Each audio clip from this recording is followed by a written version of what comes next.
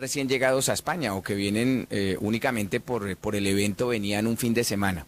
Y curiosamente a estas personas, los recién llegados, les sorprendió un reportaje que se publicó el sábado en Informe Semanal, un programa de Radio Televisión Española, de la UNO de Radio Televisión Española, que cuenta además con mucha audiencia, donde se habla nuevamente sobre el recrudecimiento del conflicto en Colombia. Volvía uno a retrotraerse a algo que uno superaba, episodios ya, valga la redundancia, superados de la historia del país, pero que curiosamente esto nos devolvió justo cuando la referencia que se tenía en el mundo de Colombia era por la comisión de masacres, por el narcotráfico, por la guerra interna. Y es curioso porque a una de estas personas que ha llegado de Colombia a ese evento exclusivamente me decía, es que a mí me aterra porque yo esto me vengo a enterar aquí.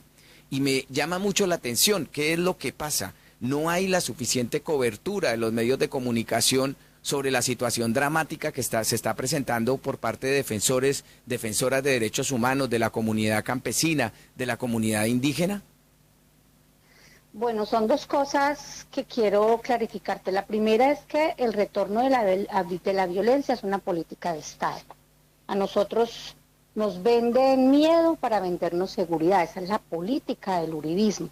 Hacer sentir a la gente que está pasando cosas muy malas para que la gente requiera ser protegida, ¿cierto? Entonces es el fantasma del terrorismo ha vuelto y el único que puede contener ese fantasma es el uribismo. Ese es el principio de la seguridad democrática, que es, entre otras cosas, un sistema de propaganda que infunde miedo. No es que no esté ocurriendo, sí está ocurriendo, pero está ocurriendo porque el Estado lo permite, porque el Estado no hace la contención adecuada, por ejemplo, de los grupos de las grandes mafias mexicanas que están usurpando todo el territorio indígena en el Cauca. En el Cauca lo que está pasando no es un tema de disidencias, sino es un tema de las mafias mexicanas, de carteles mexicanos que se están apoderando de lo que antes tenía control territorial las FARC y han armado lo que ellos dicen, entre comillas, las disidencias de las FARC, porque las FARC no han reconocido esas disidencias y simplemente sacan unos panfletos. Esto que yo le estoy diciendo lo denunció el senador del Maíz, Feliciano Valencia. Entonces es muy fácil venderle a la gente la seguridad cuando el Estado deja de tener control territorial sobre un área y permite que permeen los grupos armados ilegales, los que sean, los traficantes de armas, los traficantes de cocaína, los traficantes de seres humanos, los que sea, cualquier actor ilegal puede causar el mínimo de desestabilización de la normatividad o de la vida normal de las personas. Entonces el Estado colombiano no hace presencia en esas zonas, permite que las economías ilegales y los grupos ilegales tomen control de esas zonas y al hacer lo que ocurre, pues por supuesto que hay violencia, hay secuestros, hay hostigamientos, hay homicidios, especialmente contra quienes están haciendo la resistencia. Pasa en el Cauca, pasa en Urabá, pasa en Antioquia, en todo lo que es el área de influencia de los grandes megaproyectos. Este es un tema de Estado, es una política de Estado, dejar que la delincuencia a través de los actores ilegales retome el control de ciertas áreas para causar la sensación de inseguridad y luego te venden la solución que es la seguridad democrática. Por otro lado, la percepción que se tiene aquí de que allá no sabemos nada es totalmente falsa. Ya todos los días la gente ve las noticias y hay muchos medios independientes. Lo que ocurre es que en Colombia ya estamos tan insensibilizados, se ha deshumanizado tanto al otro que, bueno, un muerto más, un muerto menos, ¿qué más da? Usted puede escuchar a los periodistas decir, asesinaron y hoy en el homicidio de Dimar López, en el Cauca, no sé qué. Pasamos a continuación a mirar que Pepita Pérez se cambió los implantes mamarios. Sí, esa es la calidad de periodistas que nosotros tenemos. Y mañana más deportes. Despuésito más deportes, pero por ejemplo ahorita podemos mirar lo de Yatra, que se enojó porque el otro le dijo no sé qué, o que Maluma está muy bravo porque no lo nominaron al Grammy. O sea, la ligereza con la que algunos comunicadores tratan las cosas tan graves que están pasando, pues hace que la gente se vaya insensibilizando y que los muertos se cuenten como simplemente como granos de arroz. Entonces, más allá de esto, es un tema de una gran gran falta de responsabilidad social del periodismo, especialmente el periodismo de opinión, con cosas tan fundamentales como esa. O sea, los dueños legítimos de la tierra en el país son nuestros indígenas. Nosotros somos invasores, poseedores de buena fe, pero los dueños son ellos. Y con el tiempo los hemos ido replegando y quitándoles más derechos. Y ahora lo último es que hasta la consulta previa, que era la obligación del Estado de consultar con los pueblos originarios, cosas tan importantes como los megaproyectos que suponen un desarrollo para el país, pero un desarrollo a costa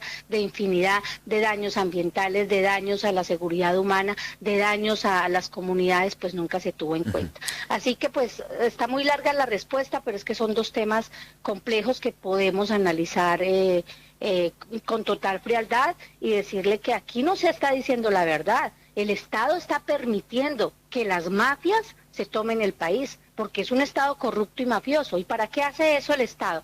Pues para decir durante 3 años que está haciendo una contención. Volvieron los muertos al hospital militar.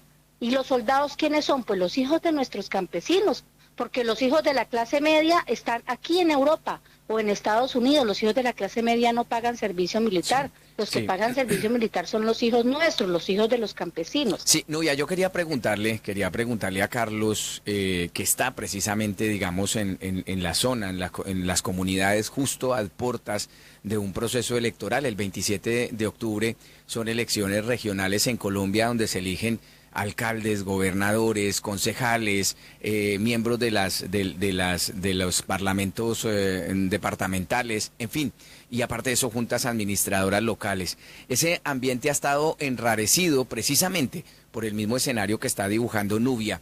¿Cómo han sentido ustedes en sus localidades este recrudecimiento de la violencia que genera intimidación a la hora de ir a votar, a la hora de elegir un candidato, que por cierto, entre otras cosas, ya van más de 7 candidatos asesinados en esta campaña? Carlos.